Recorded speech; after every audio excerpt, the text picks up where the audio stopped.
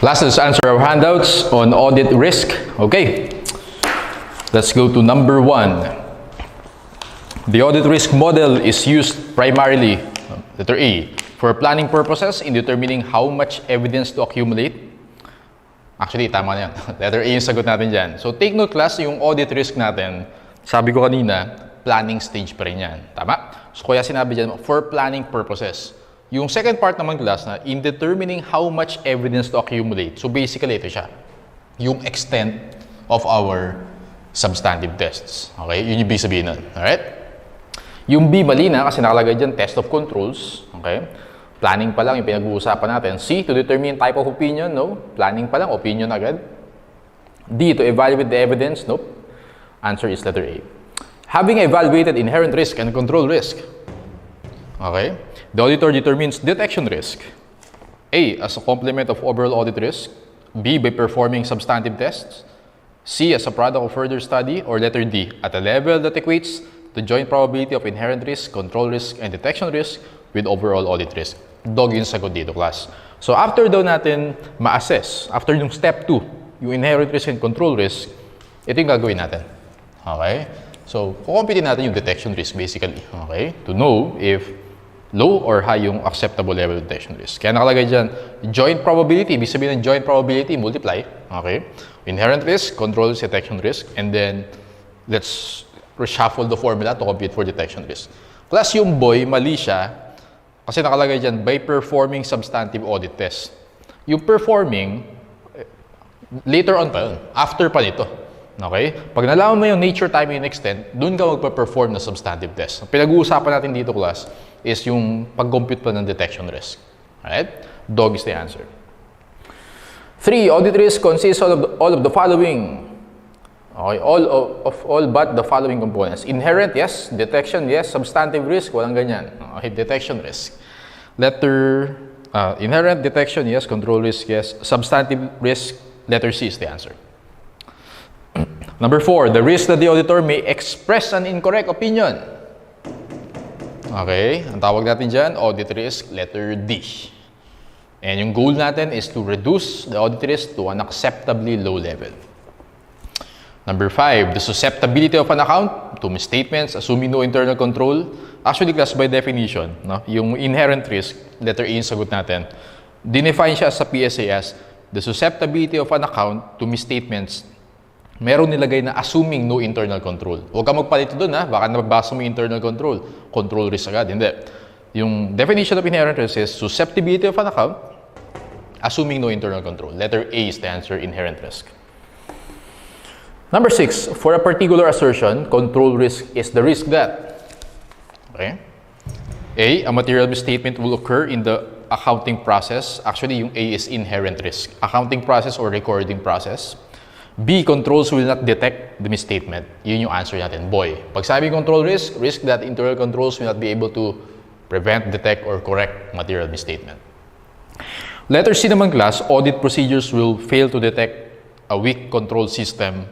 Well, actually, hindi dapat related sa control system, but more of detection risk yung letter C. Okay, the prescribed control procedures will not be applied uniformly. Best answer, boy, for number 6. Number 7, the risk that the auditor's procedures will lead them to conclude that a material misstatement does not exist, or the audit procedures will fail to detect misstatements. That is detection risk, letter C. Number 8, inherent risk and control risk differ from detection risk in that inherent and control risks, A, arise from misapplication, detection risk yung A.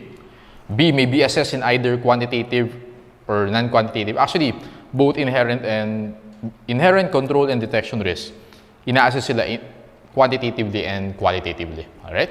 So, lahat sila. Letter C, exist independently of the financial statement audit. Do you agree with that, class? Actually, C yung tama dyan. Okay? So, inherent and control risks exist independently of the financial statement audit. Ang ibig sabihin niyang, class, yung inherent and control risk sa side ni client yan. Kaya ina-assess lang natin yan. Okay? Sa side ni auditor or the financial statement audit, si detection risk lang yung kaya nating kontrolin, basically. Okay? So, letter C yung sagot yan. Letter D naman can be changed at the auditor's discretion. Well, detection risk yun. Ang tiyatanong sa atin is inherent and control risk. Letter C for number 8. Number 9, an auditor uses the assessed level of control risk and inherent risk. Ano tawag doon, class? Yung risk of material misstatement. A. Evaluate the effectiveness of controls, identify transactions, indicate whether materiality thresholds are sufficiently high, determine the acceptable level of detection risk. So kaya natin ina-assess yung inherent control risk is to go to step 3, basically. Set the acceptable level of detection risk. Letter D, dog. Okay, let's go to number 10. Which of the following is an incorrect statement? A. Detection risk cannot be changed. Do you agree with that, class? Hindi. Incorrect yan. A yung sagot natin. Yung detection risk, pwede natin ibahin yan. Kaya nga meron tayong nature, timing, and extent. Depende kung mababa or mataas yung detection risk natin. So, mali na yung A. Yung cannot be changed, yung inherent and control risk. Kasi kay-client yun. Okay? B. If individual audit risk remains the same, detection risk bears an inverse relationship to inherent control risk. That's correct. Inverse relationship yan. The greater the inherent control risk, the less detection risk. Yes, kasi inverse relationship. Dog, the auditor might make separate or combined assessment of inherent control risk. Yes. Pag-combine ang tawag natin, risk of material misstatement. Letter A is the answer for number 10.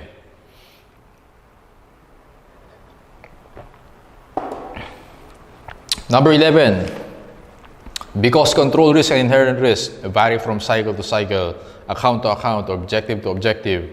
A. Acceptable audit risk must remain constant.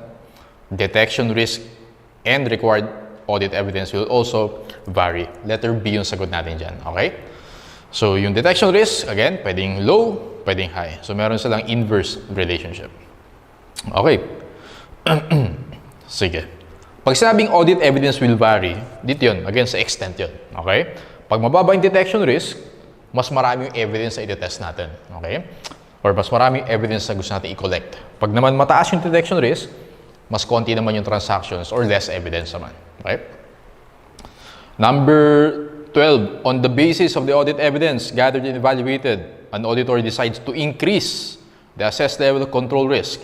To achieve an overall audit risk level that is substantially the same, the auditor would, okay, pag mataas yung control risk, inverse relationship siya sa detection risk, para daw masustain mo yung audit risk pa din na same level, syempre, since inverse relationship yan, ibaba mo yung detection risk. Answer, letter C, decrease detection risk. Relationship between control risk and detection risk is ordinarily, so class ano yung relationship ng detection risk and control risk? Inverse, based on this formula. Letter C. Relationship between inherent risk and control risk. Class, ano yung relationship na inherent risk and control risk? Meron ba? Actually, sagot dyan, none. Walang relationship yan kasi independent yung dalawa na yan. Inherent risk refers to the susceptibility of accounts. Control risk naman sa internal controls. Hindi sila related basically. Para matanda mo yan, isipin mo parang kayo lang yan. Okay. Tuwan-tuwa ka pero wala naman talaga kayong label. Wala kayong relationship. Yun ang tatandaan mo. Okay? So, inherent risk and control risk, no relationship. Okay, parang kayo. Okay.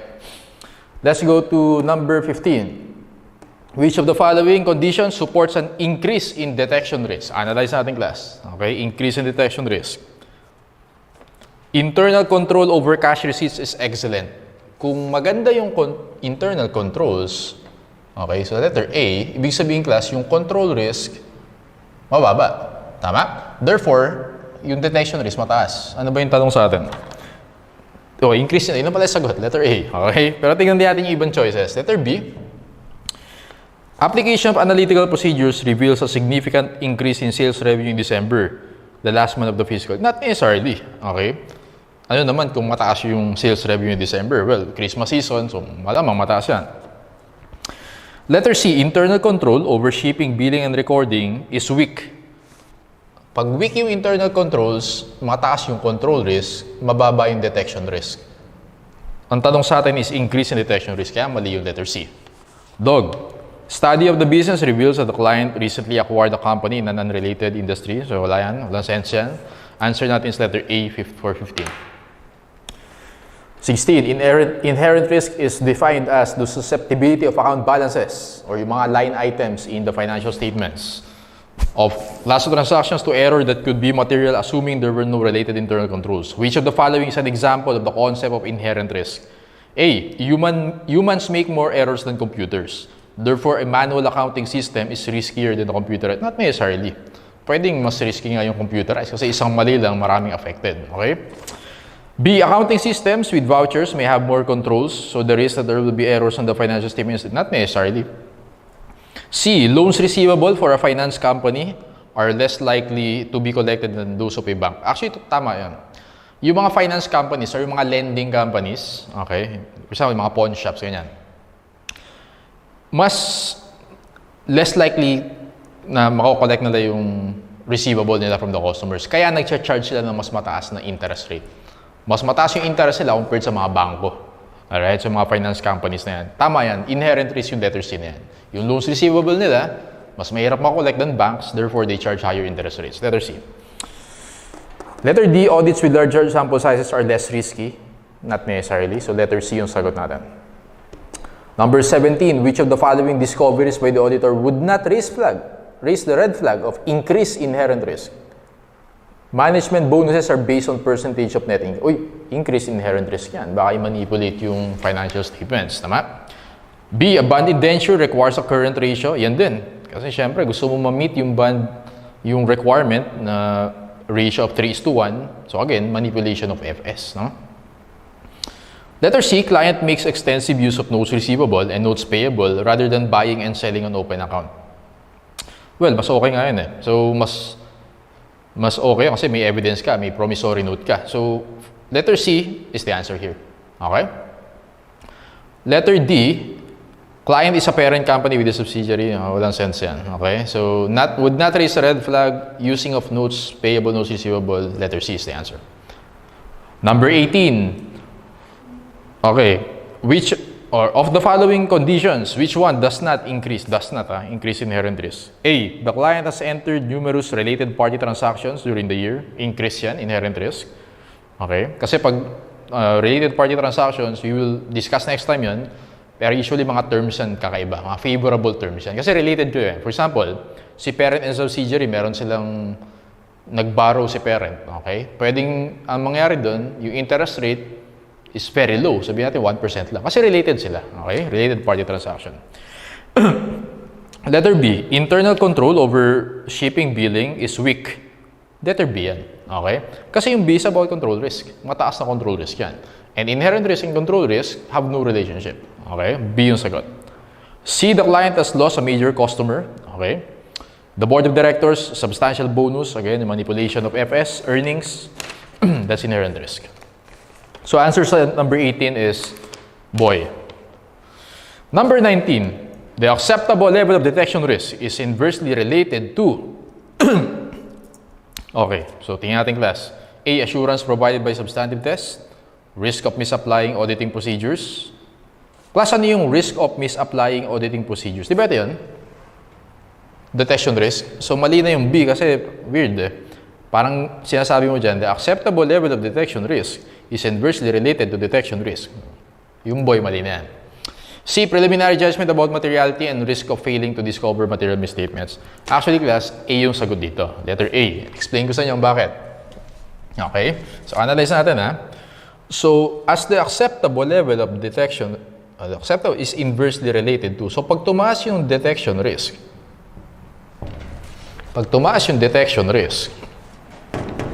mas konti yung sample size natin. Okay? Mas konti yung evidence natin. Okay? Mas konti i-test natin ang transactions. Since mas konti yung evidence, bababa yung assurance natin from the substantive procedures. Does that make sense? Okay? Kung mataas yung detection risk, pwede tayong maging less conservative sa audit. Nakalagay dyan, mababa yung sample size. Okay? Or smaller sample size. Kung mababa yung sample size, mas konti yung evidence, therefore, mas mababa yung assurance natin. Kaya nakalagay dyan, inversely related. So, pag tumaas yung detection risk, bababa yung assurance because less conservative yung may audit natin. Letter A. Gets? Okay. Number 20, as the acceptable level of detection risk decreases, the auditor may do one or more of the following. Pag nag-decrease daw yung acceptable level of detection risk, ito yung magiging effect niya. Okay? Tingnan natin. Nature to more effective procedures. That's correct. Timing of substantive tests, such as performing them at year-end rather than interim. Correct? In year-end. Letter C, extent of substantive tests such as larger sample size. That's correct. So, mali na yung DOG. Assurance provided by substantive tests to a lower level. Okay? Yung A, B, C, nature, timing, and extent. So, DOG is the answer for number 20, except kasi nakalagay. Let's go to 21. As the acceptable level of detection risk decreases, the assurance directly provided from, parang yung kanina. So, tignan natin. If bababa yung detection risk, okay, so analyze natin dito. If bababa yung detection risk, okay, therefore, yung sample size natin, tataas. Tama? So, tataas yung sample size, it means mas marami tayong itetest. Okay? So, dadami yung evidence natin, therefore, dadami yung, or tataas yung assurance natin. Tama? Okay? So, therefore, assurance directly from substantive test should increase, letter A. Okay? Ayan. Substantive test to, yung nature, time, and extent of substantive procedures. Okay? Letter A is the answer. Number 22. Malapit na class. 27 lang yan. As the acceptable level of detection risk decreases. Saan yan? Decreases. An auditor may change the A, timing by performing them at interim rather than at year-end. Mali. Dapat year-end. B, nature from a less effective to a more effective. That's correct. Boy yung sagot. Letter C, timing of test of controls, assess level in no. Letter B is the answer for number 22. Tama? Number 23, as the acceptable level of detection risk decreases, you know that. Auditor may, letter A, reduce substantive testing. B, postpone the planning substantive test from interim to year-end. Correct. Year-end. Okay, boy yan. So, class, kaya sabi ko, sobrang important yan. Kasi maraming tanong dyan, nature, time, and extent. So, dapat naiintindihan mo talaga yung concept of audit risk formula. Okay? So, boy yung sagot natin for number 23. Let's go to number 24. The existence of audit risk is recognized by the statement in the auditor's report that, okay.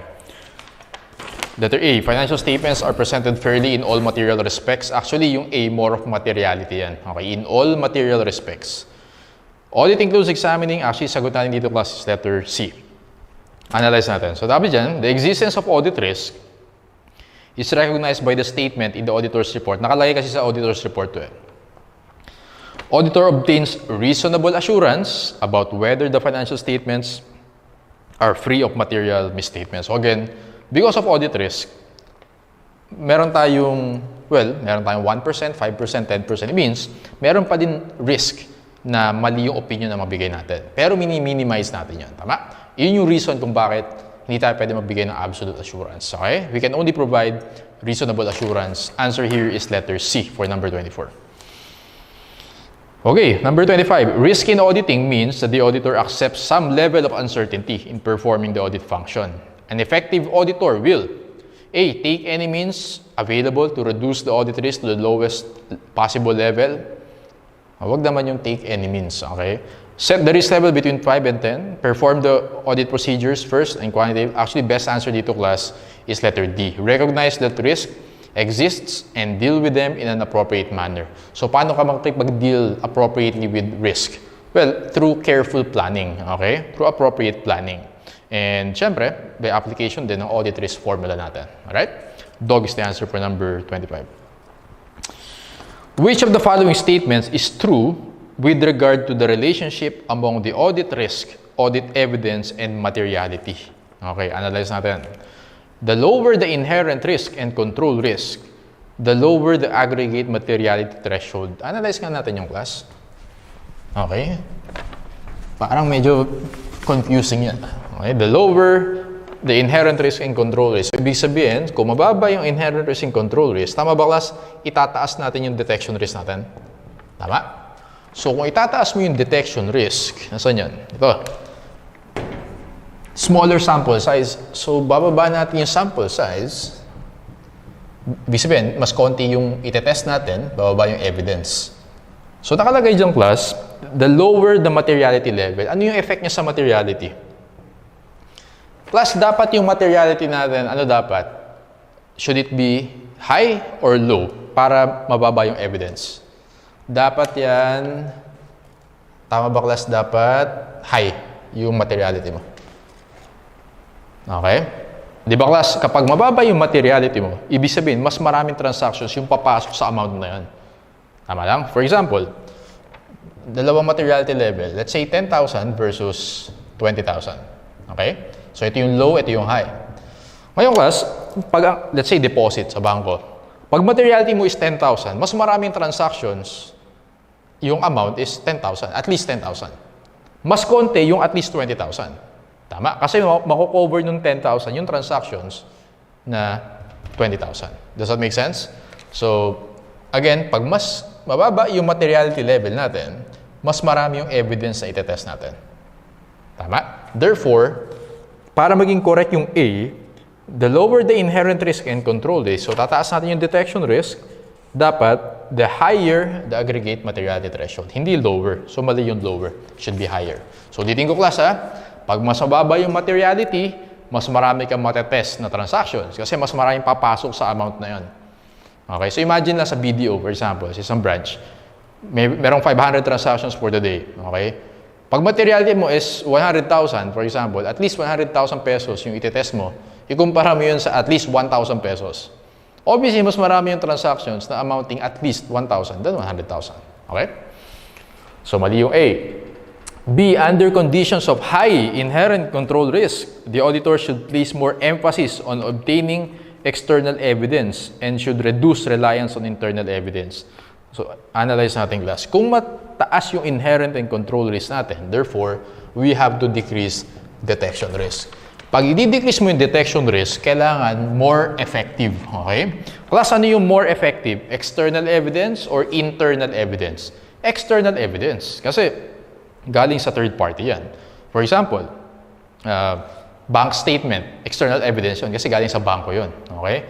Pero for example, hingi ka lang ng, let's say, invoice, internal evidence yun, galing kay client yun. So, mas reliable yung external evidence. Tawag natin doon, more effective procedure. Okay? Boy is the answer dyan. Number 26 is boy. 27, where inherent risk is high and control is low, the auditor may safely ignore inherent risk. Mali yan. Aggregating materiality threshold should not change. Hindi. So again, yung materiality, meron kang preliminary. Okay?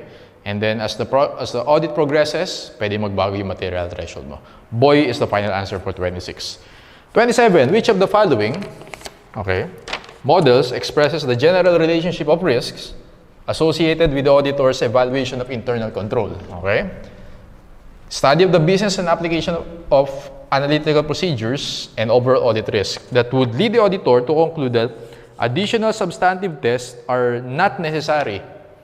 So, ibig sabihin, hindi natin kailangan ng maraming sample size. Okay? It means, additional substantive tests are not necessary. Pwede nating ibaba yung extent natin. So, ibig sabihin, alin daw dyan class yung mataas yung detection risk? Got it? Nakuha niyan? Yun yung question. Ulit natin. That will lead the auditor to conclude that additional substantive tests are not necessary. So it means, pwedeng smaller sample size lang tayo. Got it? Now, ito yung possible na ipakompute sa inyo sa board exam. So fortunately, kasabay ito ng audit problems, so may calculator ka. So imagine kung audit theory, walang audit, kunwari, naka-separate yung theory. Manual computation ka dito. Okay?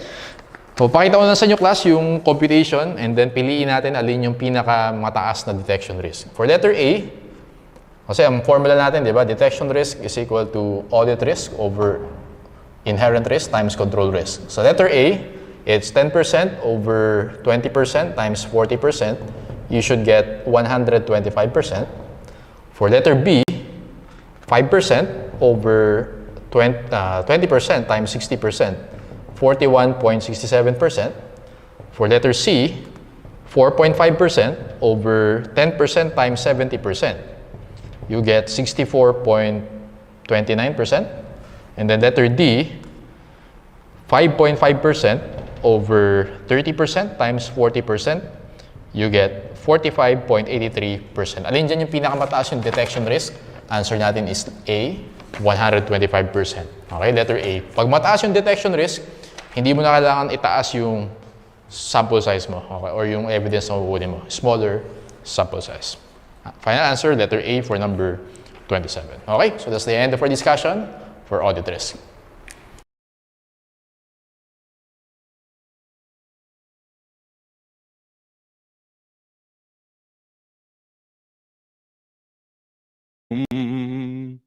We are live. I got to make sure the stream's working on Rumble. There was issues with Rumble yesterday. Studio, I saw people are having some problems. By the way, I'm just love Rumble. All right, there's little hiccups here and there. It's fine. I'm not bitching about any of this stuff. Studio's just not working right now. So, I'm gonna make sure. Oh, it's not. Is it going? It's not going. It's not going. Greg, it's not going. It's not working on Rumble. Hot Rod, can you see us, Hot Rod? Let's see. Yeah, it ain't going on my end either. Damn. All right, here's what we're gonna have to do. We're gonna have to use our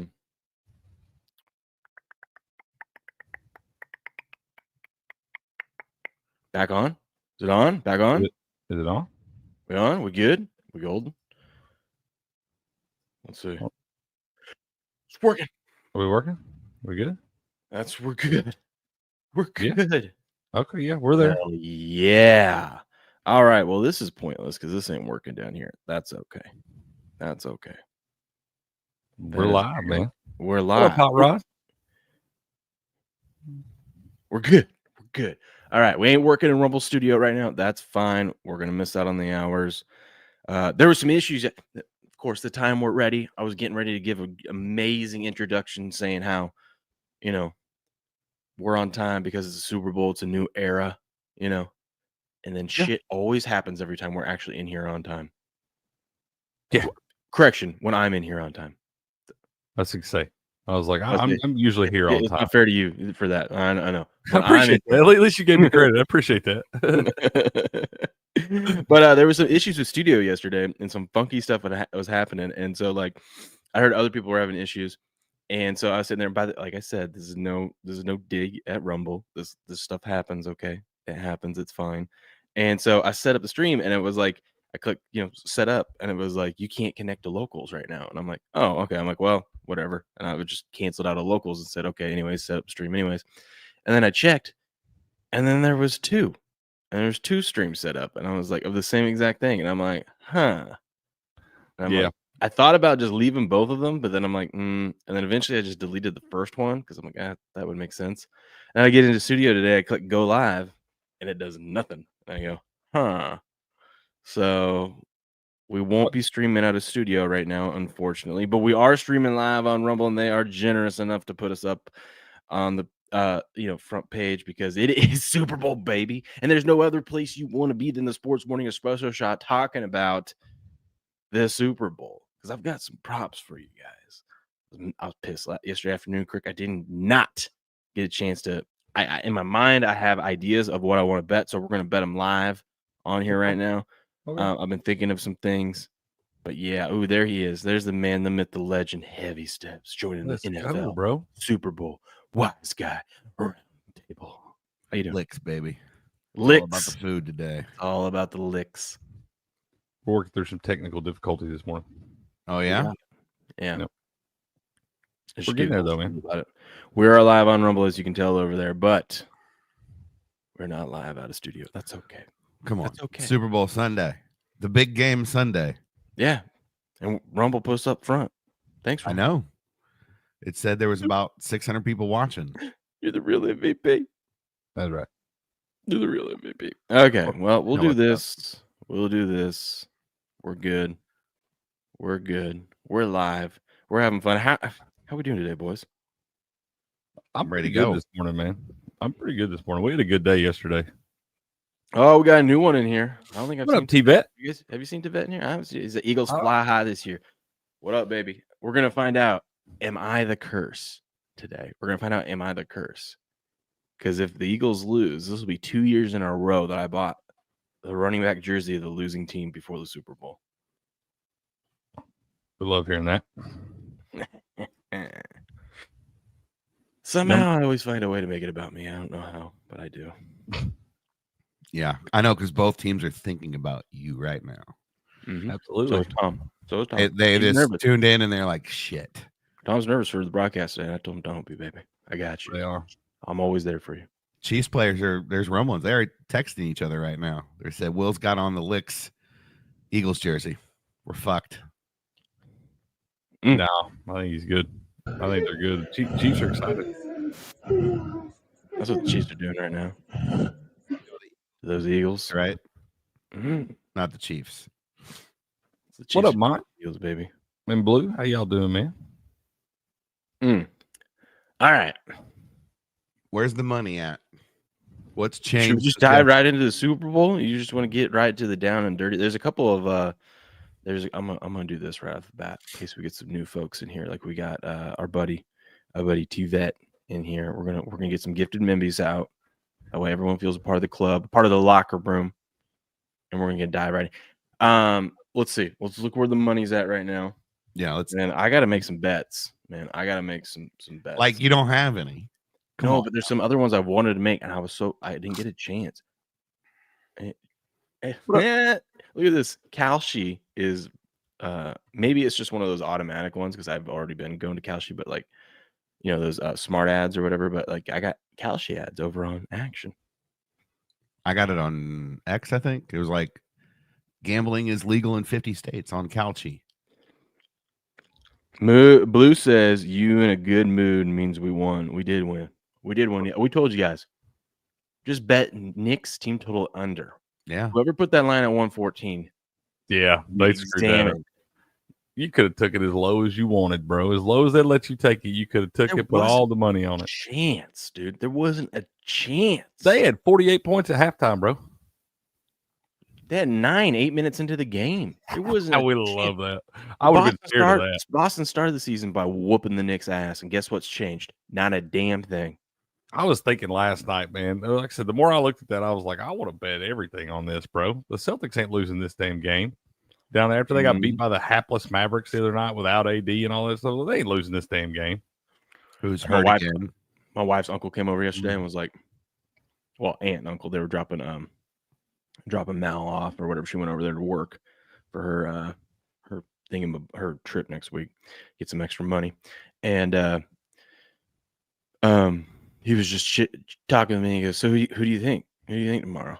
And I was like, I go, I don't know, man. Like I go, on paper, it's the Eagles. I go, but it's the Chiefs. They just always find a way. And he's like, everyone at my work, everyone, and this is what I've been hearing from everywhere. Doesn't matter what show I tune into, doesn't matter what part of the country that they do the polling from. It seems like everyone and their mother's on the Eagles, which makes me I love that. And the fact that all the money leading up to the Super Bowl up until today was on the Chiefs, and now we got 62% of the money on the Eagles. What does that tell you? And another thing is, rumor has it earlier this week, the legendary bettor Billy Walters put a big bet in on the Eagles. But Billy Walters is also notorious for putting money on one side earlier in the week and then coming back in and snagging up the other side, hoping the line moves. I don't know if that's what he's doing here because, it didn't really move the line all that much. You know what I mean? And also the fact that the sports books took all this money in on the Eagles and the line still hasn't moved to the Eagles being favored. That's what I'm saying, dude. That ought to scare you as an Eagles bettor. That's what I'm saying.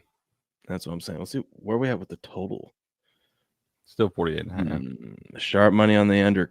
That's because Crick's on the under. That's right. That's right. 24-21 final. Chiefs.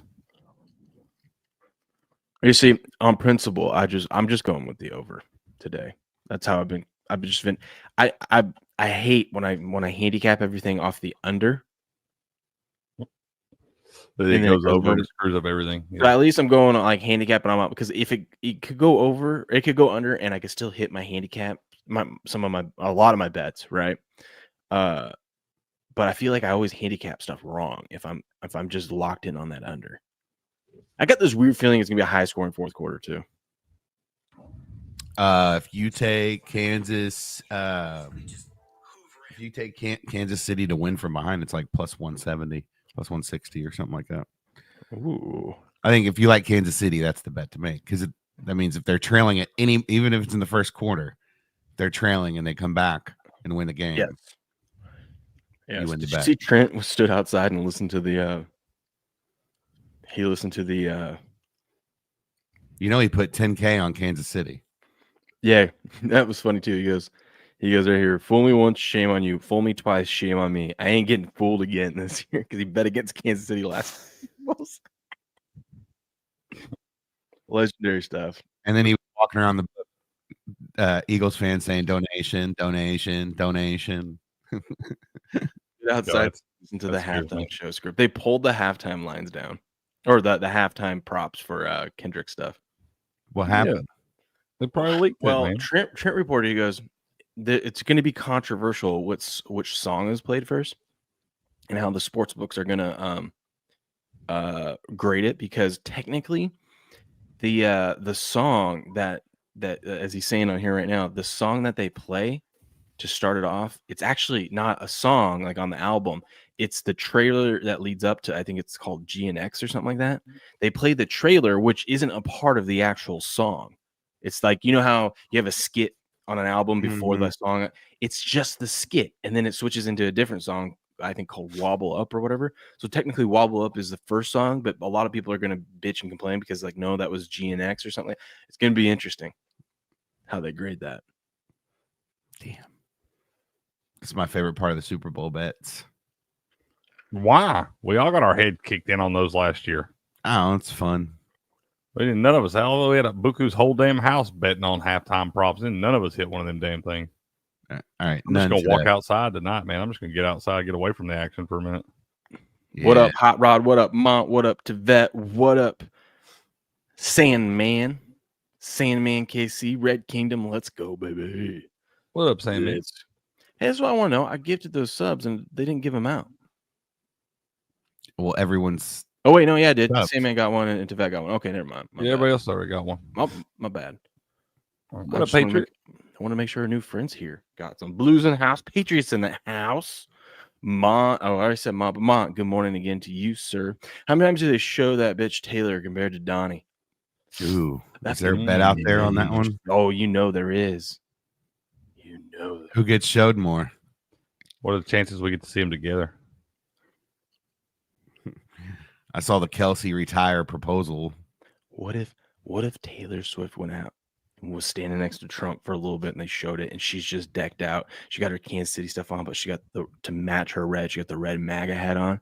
Her fan base would explode. They'd lose their minds. Yeah. They'd be rioting in the streets, bro. What if? Or her fan base is so loyal, all of a sudden all these Swifties would be wearing MAGA hats.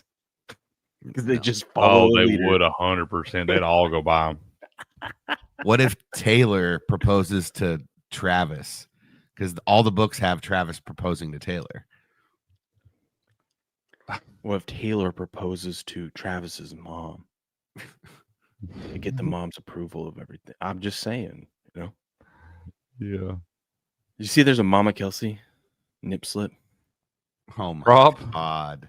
Yeah, there's a prop on Bet Online. Why? But Bet Online put a one and goes, "Will Mama Kelsey show cleavage?" And then, what's his name from Bet Online says, "Just so you guys know, this is what we mean by cleavage," and it's just straight fucking. He's like, "That is what we are grading for cleavage." Yeah.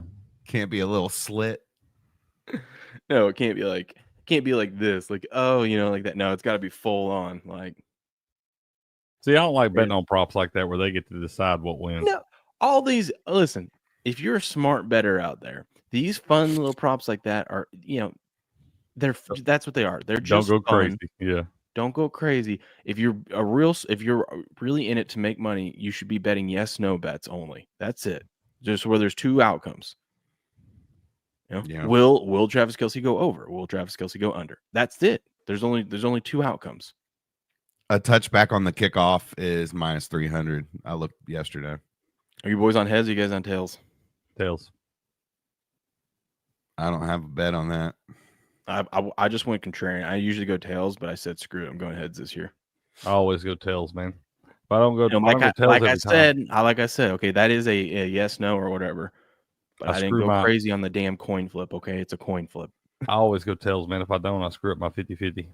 Well, you were 6 out of the last 10 Super Bowls. You were a winner, dude. I just stick with tails, man. Did you know you can bet on the coin to not like land on either side for it to like be Damn, stuck? Yeah, right they don't up. give you enough odds on that, man. They don't give you enough. Bro, that'd have to be like 1,000,000 to 1. At least like $1 would have to pay me $1 million on that. I wish you could bet like how high the coin goes or something. You're getting crazy You know? with it. You're Like getting crazy with it like now, bro. when they flip it, or if it like hits someone's foot, like after it hits the ground. Yeah. Yeah, like the odds of it standing up on its side. Come on, like you couldn't even make odds for And that. you especially not going to do it on a football field like that. Like it might do it on like a hard surface or something. Yeah, You see that crazy shit happen sometimes, but on a football field like that where it's soft, it's not going to stand up like that. unless it's part of the script, and they've got how they I don't have even know that you can script that steps. those Vegas dice where you can like hit the button. Oh, and they flip. loaded coin. Yeah. Oh man, that'd be cool. Golly. In favor of the Chiefs. I wish it would happen just so it would screw everything. And they'd be like, okay, so who gets to choose the ball or not now? No, they're gonna have a loaded coin for the Chiefs to win the toss, regardless. That's probably not the only thing loaded tonight.